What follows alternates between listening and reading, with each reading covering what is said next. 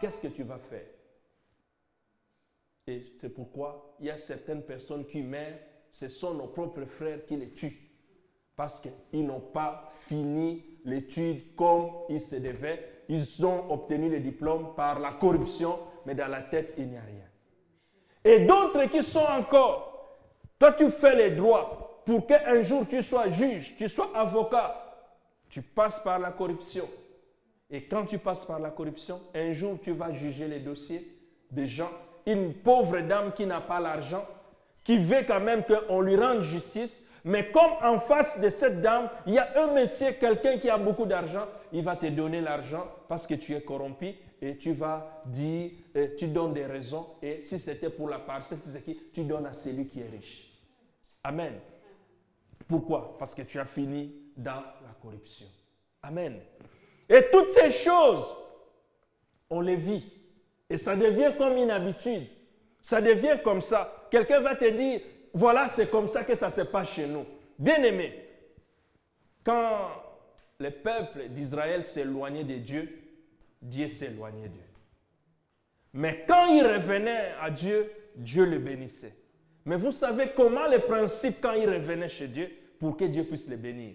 À chaque fois que le peuple se rendait compte qu'ils étaient éloignés de Dieu, et quand ils veulent retourner auprès du Seigneur, on proclamait le jeûne national, des jours de deuil national, du plus grand, du roi jusqu'au plus petit peuple, tout le monde entre dans des jeûnes et prières pour demander la grâce de Dieu pour que le Seigneur puisse exaucer, le Seigneur puisse faire quelque chose. C'est ce que Néhémie dit dans le verset 4. Lorsque j'entendis ces choses, je m'assis, je pleurais et je fis plusieurs jours dans la désolation. Je jeûnais et je priais devant le Dieu des cieux. Ô Éternel, Dieu des cieux, Dieu grand, redoutable, toi qui gardes ton alliance. Il a jeûné, il a prié. Amen. Aujourd'hui, pour notre pays, prier, c'est le domaine des autres. J'ai dit, on va prier pour notre pays. Ah, c'est son affaire. Lui, ah, on le voit. Quand il s'habille, il porte des trucs de Congo. Lui, vraiment, son amour avec son pays. Ah, on lui laisse son Congo. Mais Néhémie dit ceci. Lorsqu'il a appris la souffrance, il a appris la désolation, l'opprobre de son peuple, Néhémie a dit, je ne vais plus manger. Lui qui était dans la maison de bonheur, il a refusé de manger. Il a dit, je cherche la face de Dieu. Et de la même sorte, comme je vous ai dit, regardez la phrase que Moïse avait dit, que Seigneur, sinon efface mon nom. C'est lorsque le peuple avait péché, lorsque le peuple avait commis le grand péché de mettre le veau d'or, Dieu voulait anéantir avec ce peuple. Et Moïse a plaidé la cause. Il a plaidé la cause de son peuple. Il dit, Seigneur, oui, ils ont péché, mais pardonne-les. Pardonne-les. Seigneur, si tu ne les pardonnes pas, autant mieux que leur souffrance, au lieu que la souffrance tombe sur eux, que la souffrance tombe sur moi, le mieux que tu m'effaces, tu m'enlèves, que je puisse mourir, mais tu guides ce peuple. Bien-aimé, aujourd'hui, qui peut accepter de dire qu'il peut mourir pour le Congo? Qui est prêt à accepter aujourd'hui que Seigneur, comme Paul aussi l'a dit dans les livres des Romains, que Seigneur, non, je te jure, autant mieux, moi, mais par ma conscience, je sais que ce peuple, il y a une promesse sur ce peuple. Mais le peuple pensait qu'ils étaient abandonnés, Dieu ne les aimait plus. Mais Paul voulait les conscientiser pour leur dire que Dieu nous aime encore. Il y a des promesses qui vont se réaliser encore sur ce peuple. Mais aujourd'hui, qui est prêt à dire pour le Congo, je suis prêt à mourir? Amen. Déjà, si nous avons notre deuxième nationalité, c'est fini. Les choses du Congo, là, c'est pour les Congolais. Amen. Les choses du Congo, c'est pour les Congolais. Bien-aimé, Néhémie était souffrant juste tout simplement par rapport à ce qui s'est passé à Jérusalem. Et comme cela, il a prié, il a rappelé Dieu de toutes ses promesses, de son alliance, de ce qu'il a fait. La Bible dit ceci. Ce que Dieu avait fait avec Israël, c'était juste un exemple. Parce qu'il avait pris ce peuple comme étant un exemple pour que nous puissions le suivre. que nous puissions voir quel attachement ils avaient envers Dieu. De la même façon que Dieu a aimé Israël, c'est de la même façon que Dieu t'aime aujourd'hui. C'est de la même façon qu'il aime notre nation. C'est de la même façon qu'il aime tout le peuple. C'est de la même façon qu'il nous aime. Et nous devons aussi porter. Nous venons de quelque part, bien-aimés. Nous venons de quelque part. Chacun de nous a où poser les pieds. Mais nous, là où nous pouvons poser les pieds, nous pouvons dire qu'ici, c'est chez nous, c'est le Congo. Mais voyez comment nous sommes éparpillés. Voyez comment nous sommes égarés. La Bible dit, de ce que Néhémie dit, lorsque vous pécherez, je vous chasserai. Vous serez éparpillés. Bien-aimé, ce qui fait, aujourd'hui nous pouvons penser que si nous sommes là, c'est à cause du bonheur. Non, nous sommes là parce que quelque part, il y a une pression. C'est pourquoi nous avons abandonné nos pays. Nous avons abandonné le Congo. Or, le Congo, c'est le pays où on ne connaît pas la sécheresse. Le Congo, c'est le pays où si tu oublies une graine d'arachide, ça tombe, le lendemain, tu passes ta vie, ça a poussé. Le Congo, c'est un pays où tu vas derrière la maison avec ta canne, tu peux pêcher un poisson. Le Congo, c'est un pays où tu vas en forêt, tu entres, tu vas cueillir des fruits que jamais on peut les retrouver partout ailleurs. Mais c'est le pays où les gens ont les pieds dans l'eau, mais ils ont soif de l'eau, ils ne peuvent pas boire parce qu'ils ne savent pas où commencer, où finir. C'est un pays où les gens vivent dans la désolation. Amen. On montre des films, des choses, des fois les bateaux qui montent le long du fleuve Congo, tu vois comment les cadavres jonchent dans l'eau et tu regardes, ça c'est mon pays. Et quand je vois des choses comme ça, mes enfants, quand on montre quelque chose, papa, on montre le Congo, on montre le Congo. Pourquoi? Parce qu'ils ont compris que non, leur papa a un amour profond envers ce pays.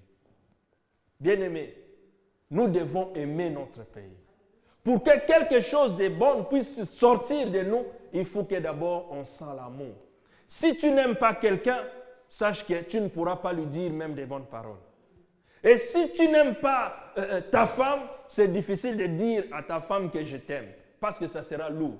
Et si nous n'aimons pas le Congo, c'est difficile de faire quelque chose de bien pour le Congo. Bien-aimés, nous devons d'abord aimer notre nation. Nous devons la chérir. Moi, j'aime le Congo. J'aime le Congo. Je sais que Dieu est capable de faire quelque chose. Mais ce qu'il a besoin, c'est que quelqu'un puisse le défier. Comme Moïse a dit, Seigneur, tu les pardonnes, sinon enlève-moi. Comme Paul a dit, ma conscience est tranquille devant Dieu. Si ce n'est pas le cas, que je sois rejeté. Parce qu'il savait de quel Dieu il parlait. Amen. Il savait de quel Dieu il parlait. Nous avons besoin d'une génération au pays. Nous avons besoin d'une génération au Congo. Nous avons besoin d'une génération nouvelle qui peut changer des choses. Et aujourd'hui, bien-aimés, nous sommes en 2016. C'est une année difficile, une année charnière pour notre pays. Dès le moment où Dieu a commencé à opérer pour réaliser certaines choses, c'est là où, quand on veut arracher le diable, sa puissance, c'est là que ça produit beaucoup d'événements, beaucoup d'effets. Nous sommes dans une année charnière dans notre pays. Je le dis à quiconque qui veut m'entendre. Nous sommes à une année charnière. Bien-aimé, il y a la guerre qui se prépare au Congo. Est-ce que toi tu le sais? Il y a une situation catastrophique qui se prépare au Congo. Est-ce que tu le sais? Si tu n'as pas l'amour du pays, comment tu sauras lire les temps? Si tu n'as pas l'amour des temps et du pays, comment tu saurais comprendre les signes et ce que tu vois sur la nation? Il faut que ton cœur soit d'abord tourné vers les pays. Et les gens pensent que c'est sur les individus que cela va arriver. Non, ce n'est pas pour les individus, parce qu'il y a un système qui gère notre pays. Amen. Il y a un système qui gère notre pays. Et ce système qui gère notre pays, c'est le système qui est sorti depuis longtemps, que nos grands-parents et nos dirigeants, tout le monde a essayé de sacrifier la nation. Chacun a essayé de faire des choses qui vont à l'encontre. Et tout ce système devient difficile pour que nous puissions en sortir. Et en outre, la communauté internationale aussi, tellement qu'ils savent que tous leurs besoins se trouvent au Congo, ils ont aussi du mal à lâcher le Congo. Amen. Mais qu'est-ce qu'ils vont faire? Et ils vont mettre la pression. Quand ils mettent la pression, nous on fuit. Et quand les mauvais systèmes aussi mettent la pression, les gens abandonnent. On ne sait plus. Et les Congolais ont préféré de dire article 15. Vous savez ce que ça signifie, article 15? Amen. Et c'est devenu quelque chose comme un symbole national. L'article 15 signifie que chacun se débrouille, que chacun fait ce qu'il veut. Bien aimé, si chacun commence à faire ce qu'il veut, c'est ce qu'on appelle en français les tohu-bohu, les désordres. Amen. Si chacun commence à faire ce qu'il veut, ça signifie qu'il y a un désordre quelque part. Et cela, c'est quelque chose qui a touché tellement le cœur de Néhémie pour dire non, il faut que nous puissions penser pour Jérusalem. Amen. Et Néhémie a compris que chaque fois si le peuple retourne vers le Seigneur fait quelque chose. Si nous nous retournons vers Dieu, Dieu fait toujours quelque chose. Il est celui qui n'abandonne pas. Il est celui, quand il voit que ce peuple a besoin de lui, Dieu intervient. Bien-aimés, aujourd'hui, les problèmes avec notre pays, c'est les problèmes d'abord dans nos familles, ce qui arrive, ce qui atteint nos familles. Il y a des choses qui se passent dans des familles. Des familles se sont déchirées. Nombreuses de familles se sont déchirées. Des frères et sœurs ne se rencontrent plus. Ils ne se voient plus. Ils ne se parlent plus. Nous devons réparer toutes ces choses. Nous devons réparer toutes ces choses. Avant de respecter la mère de l'autre, avant de respecter la sœur de l'autre pour que tu ne la violes pas, nous devons d'abord respecter nos familles. Si nous avons le respect, l'amour envers nos familles, nous ne saurons pas violer la maman de l'autre parce que nous dirons c'est notre maman. Amen. Nous voyons la situation. Ceux qui nous dirigent, ce sont des gens qui veulent se maintenir là où ils sont dans des pouvoirs en allant toucher des fétiches, en allant chercher peut-être les armes. Mais pour tuer qui? Tes frères, tes sœurs. Et quand on dit il y a quelque chose, un soulèvement au pays, vous savez la suite c'est quoi? On va compter les cadavres. On va compter les morts. Mais la Bible dit parmi les commandements, dit tu ne tueras pas. Amen. Tu ne peux pas tuer quelqu'un. Mais qui es-tu pour tuer quelqu'un? Amen. Et un grand problème que nous avons, c'est des églises. Les églises sont les endroits où les gens pouvaient être unis. Mais aujourd'hui, ce que nous voyons, même des pasteurs se tapent des coups de poing à la chair. Les hommes se bagarrent. Tel frère, telle sœur, l'autre avec ceci, avec... L'église est devenue le passoire où le diable est entré, il a trouvé place. Le diable a trouvé place dans des églises. Mais comment alors l'église peut maintenant ramener ce peuple vers Dieu? Amen. Si nous ne séparons pas ce qui est vil, ce qui est vain avec ce qui est propre, bien aimé, nous courons les risques. Mais il faut un moment que Dieu doit dire que maintenant c'est fini, c'est stop. Mais quand Dieu dit c'est stop, il a besoin des hommes et des femmes intègres. Des hommes et des femmes qui n'ont pas les mains avec du sang. Des hommes et des femmes dans leur bouche, il n'y a pas du mensonge. Des hommes et des femmes dans leur bouche, il y a la vérité. Des hommes et des femmes courageux qui peuvent percer le mur, qui peuvent rester debout même si il y a des arguments contraires qui viennent. Parce que vous savez, le diable a des arguments solides aussi. Mais si vous n'avez pas l'amour de la nation, si vous n'avez pas... Un jour, c'était, je pense, en 2014, j'étais invité à une conférence parce que vous savez, tous les Congolais partout maintenant, on se bouscule par-ci, par-là pour faire des rencontres parlant du Congo. Je suis allé assister à une conférence des Congolais. Ils étaient quelque part. J'arrive là-bas, il y avait des professeurs d'université ici en Europe qui sont d'origine congolaise. Il y a des dames qui sont au Parlement européen qui sont congolaises. Il y a des messieurs qui sont vraiment mieux placés ici en Europe, mais leur origine, ils sont congolais. Et j'étais là-bas. Je m'étais habillé comme je suis maintenant. Il y a un qui vient me demander, mais toi tu t'es habillé comme ça parce que tu crois que tu es plus congolais que les autres? Il me demande ça, je dis voilà, celui-ci ne me connaît pas, je vais lui donner la réponse. Je dis toi tu es rwandais toi. Il dit moi rwandais? Il me dit oui tu es rwandais parce que moi je suis congolais. Ce que je porte je suis congolais mais toi il n'y a rien qui montre que tu es congolais. Parce que si on veut me lapider dehors, on dira que voilà, il porte la marque du Congo. Je porte la marque du Congo. Mais toi, si on veut te lapider, si tu étais Congolais, sur quoi, sur base de quoi on verra que tu es Congolais? Alors, il a juste compris que non, je ne vais pas continuer. Mais quand j'ai écouté les discours des gens qui étaient là, quand je les ai entendus parler, tu sentais que tout le monde avait une appartenance quelconque et voulait tirer. Et si un jour, à tous ceux qui étaient là, on leur donnait la responsabilité pour gérer le Congo, il y aurait la guerre. Et je les ai parlé en face, devant tous ces professeurs d'université, devant tous ces parlementaires. Je les ai dit, ils n'ont pas compris le message que je les ai dit. Et en fait de compte, ils me sortent de dire que non, mais voilà au Congo, premières élections qu'on avait fait en 2006, c'était un prêtre et l'autre c'était un pasteur. L'église, comment vous avez ramené? J'ai dit, oui, ces gens-là ont marché sous vos conseils. C'est vous qui les avez conseillés. Mais la chose qui fera retourner le Congo sur les droits chemins, c'est que si Dieu règne et que l'amour il y a entre les uns et les autres, c'est à ce moment que nous pouvons y parvenir.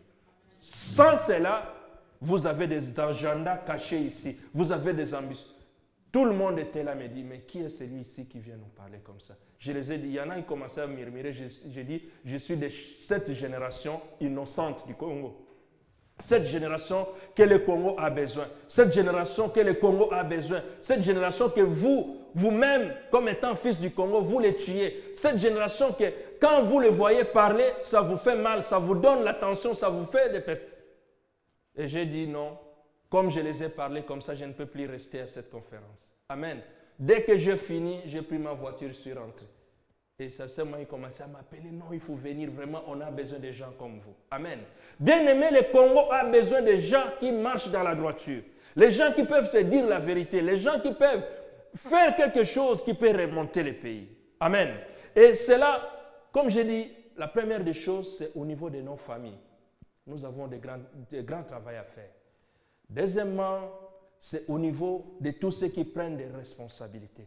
N'allez pas prendre des responsabilités. Au même moment que tu prends des responsabilités, tu vas voir les sorciers, tu vas voir les magiciens, tu vas voir des occultistes pour que tu restes.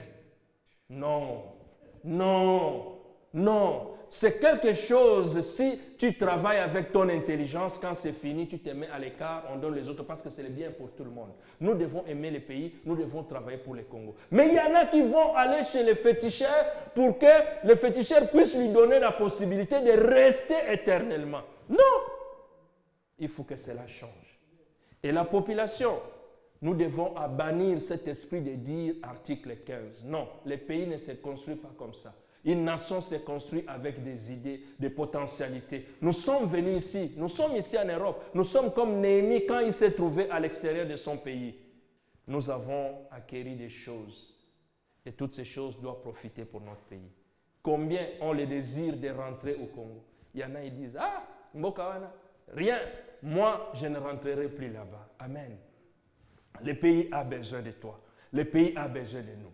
Et l'autre point que j'ai dit, concerne l'Église. C'est nous, la lumière du monde, les sels de la terre.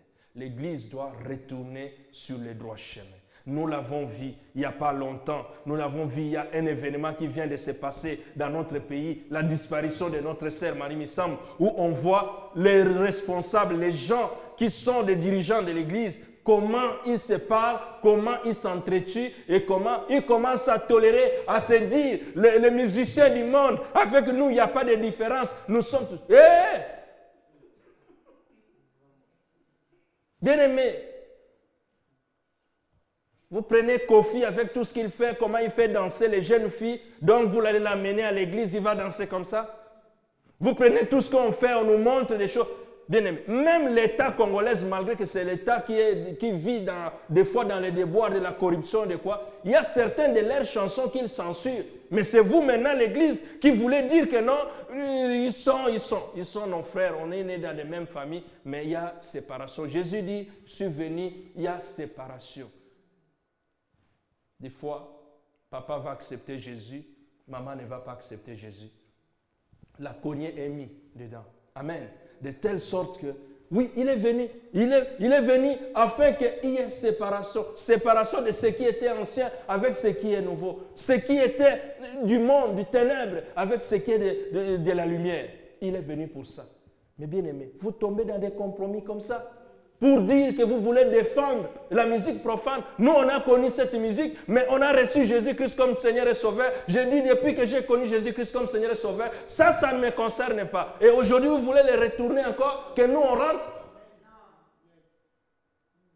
On s'enivrait, on buvait des bières. Quand ceux qui sont à Kinshasa, ils sont là. Quand on fait, par exemple, il y a quelque chose qui est là, on dit une bière. Si tu achètes 2 bières, on t'ajoute une bière. C'est la musique de ces gens-là qui jouaient. Et c'est ça, nous, on a dit, non, on finit, on n'est plus dans ce monde-là. Et aujourd'hui, vous voulez nous retourner parce que, oui,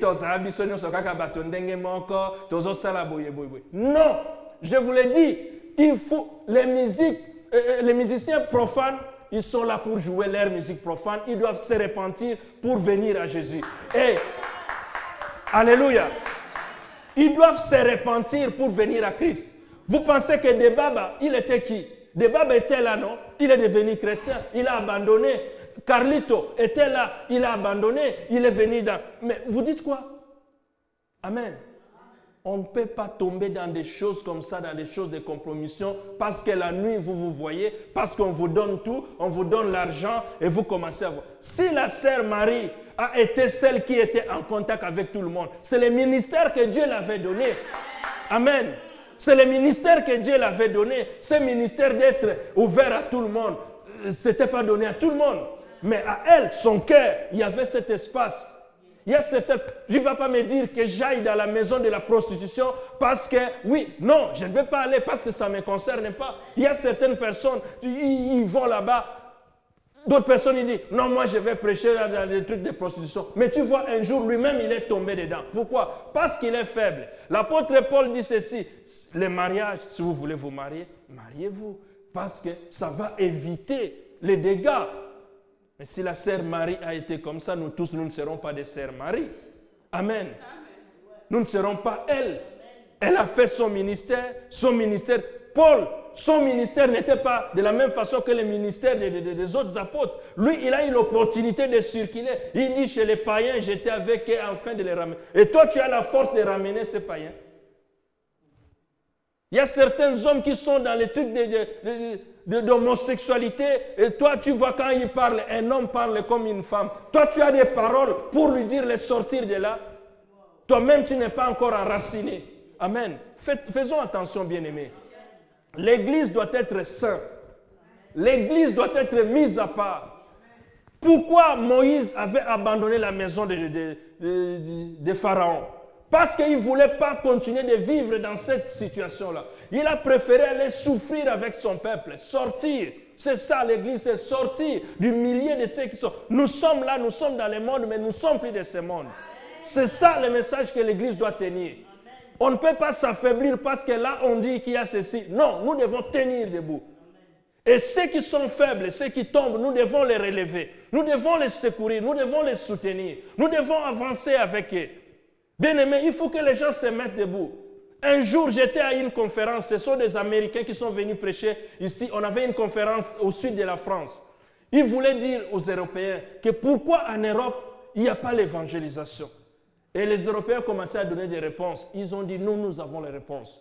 Vous savez pourquoi vous n'êtes pas fort en évangélisation? Parce que l'Église est tombée dans des compromis. Lorsque il y a eu la Deuxième Guerre mondiale, Hitler était ce qu'il était et l'Église a collaboré avec lui. Et lorsqu'il y a eu la colonisation chez nous en Afrique, l'Église de l'époque avait collaboré avec les colons.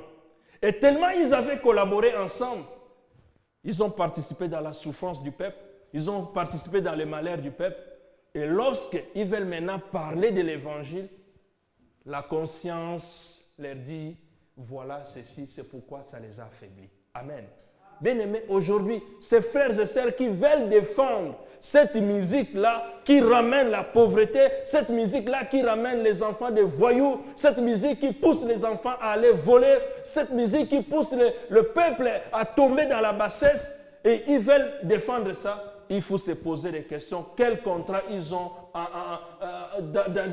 dans les coulisses? Quel contrat ils ont ensemble? Amen. Il faut se poser des vraies questions. Un jour, même si les journalistes parlent ou bien il y a quelque chose à parler comme interview, je vais dire ça. Qu'on arrête ces choses. Amen.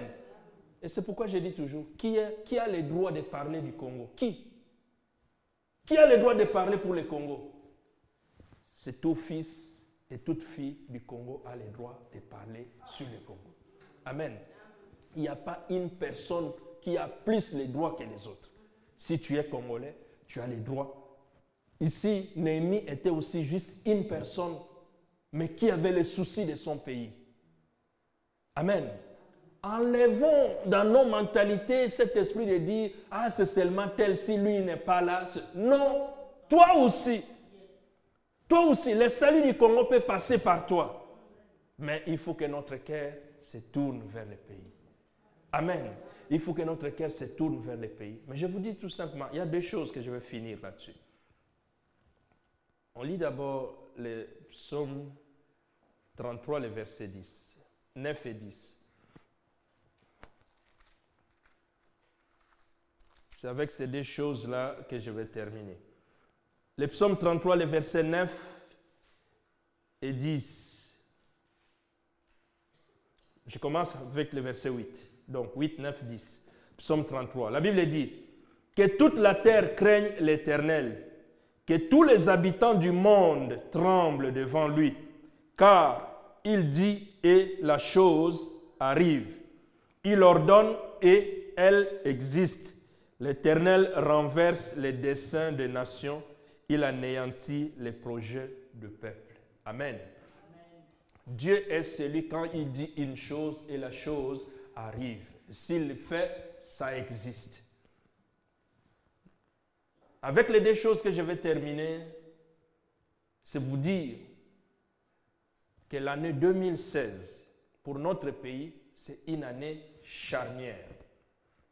L'année charnière signifie quoi?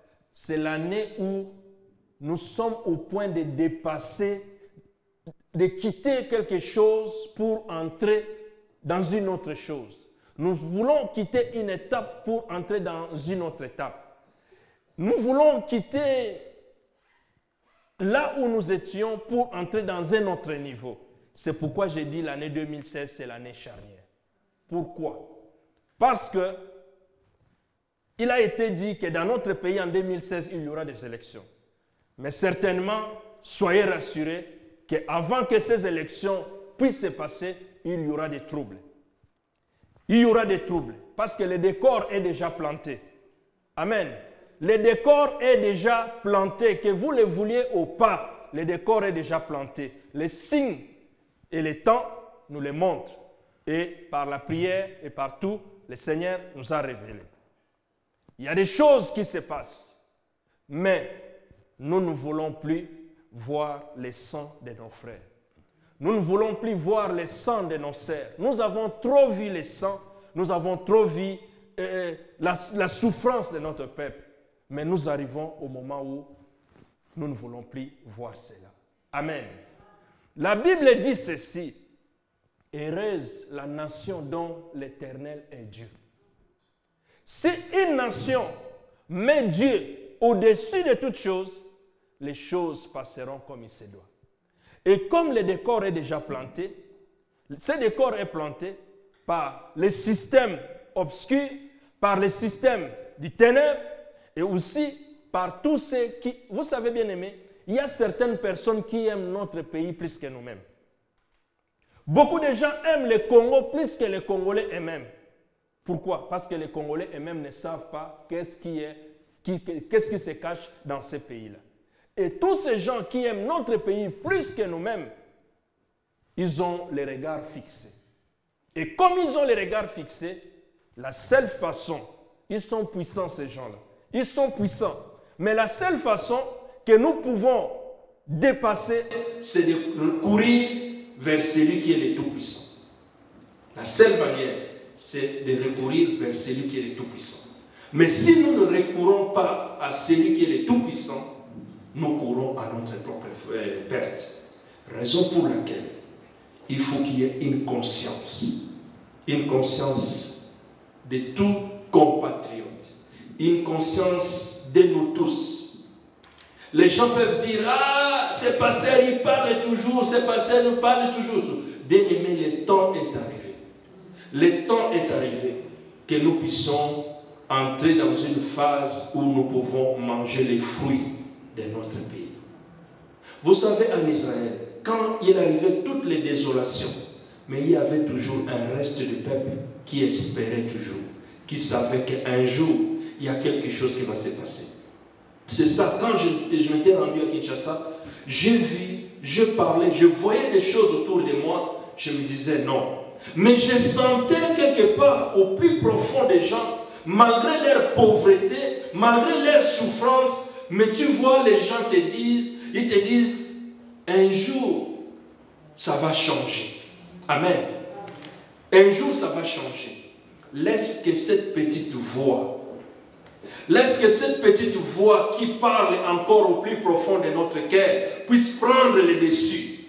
Cet espoir de dire qu'un jour, ça va changer. Un jour, on peut voir le bonheur, que cela puisse prendre le dessus dans notre vie. Amen. Sortons dans la bassesse, sortons dans les insultes, mais attachons-nous à Dieu. Ayons l'amour profond pour notre nation. Ayons l'amour exact pour notre nation. Aimons-nous les uns les autres. Frères, sœurs, Congolais, Congolaises, aimons-nous les uns les autres. Le diable a reçu de pénétrer même les églises pour nous séparer. Les Congolais, ils sont puissants. Hein? Quand ils parlent, le Saint-Esprit vient. Mais le diable a reçu de les diviser, de les séparer, d'enlever l'amour qui était dans leur cœur, de mettre ça à côté. Et vous voyez, quand elle fait quelque chose, l'autre ne sera pas. Mais partout ils font, même s'il ne va pas, le Saint-Esprit descend. Amen. Le Saint-Esprit descend. Si vous invoquez Dieu, le Saint-Esprit va venir. Mais le diable a reçu de diviser les Congolais. Le diable a reçu de mettre les Congolais en péril, de se détruire entre eux. L'ennemi du Congolais, c'est les Congolais. Celui qui va aller insulter les Congolais, c'est les Congolais. Celui qui va aller trahir les Congolais, c'est les Congolais. Celui qui va aller accuser à la police, c'est les Congolais. Celui qui va faire ceci, c'est les Congolais. Les Congolais, sa boutique, son magasin, ceux qui n'iront pas, c'est les Congolais. Les Congolais font des habits, ils coulent les habits. Ceux qui n'achèteront pas les habits du Congolais, c'est les Congolais. Donc le mal du Congolais, c'est les Congolais lui-même. Ça signifie que le diable est venu s'asseoir au milieu de nous. Mais nous devons chasser ce diable. Amen. Nous devons le chasser. Les enseignements de la bénédiction, vous avez reçu la bénédiction parce que vous êtes tous nés, vous avez un pays qui est béni. Ça signifie que vous êtes tous des bénis. Mais ce qui reste, c'est comment nous unir. Car c'est dans l'unité que Dieu opère. C'est dans l'unité que Dieu agit. C'est dans l'unité que Dieu fait de grandes choses. Amen. Raison pour laquelle, bien-aimés, nous allons nous lever. Nous allons prier pour notre nation. Nous allons prier pour ce pays. Mon désir, c'est de voir qu'un jour, que le Congo soit sauvé. Même si je les vois, même si je ne les vois pas, si c'est mes enfants qui verront cela, que la gloire soit rendue à Dieu. Dieu avait donné la promesse à Abraham, mais Abraham a continué à dormir sur des nattes. Mais aujourd'hui, dans le monde, le pays le plus riche et puissant, c'est Israël. C'est la descendance d'Abraham. Amen. C'est la descendance d'Abraham. De la même sorte que Dieu puisse bénir notre pays. Pendant ce temps,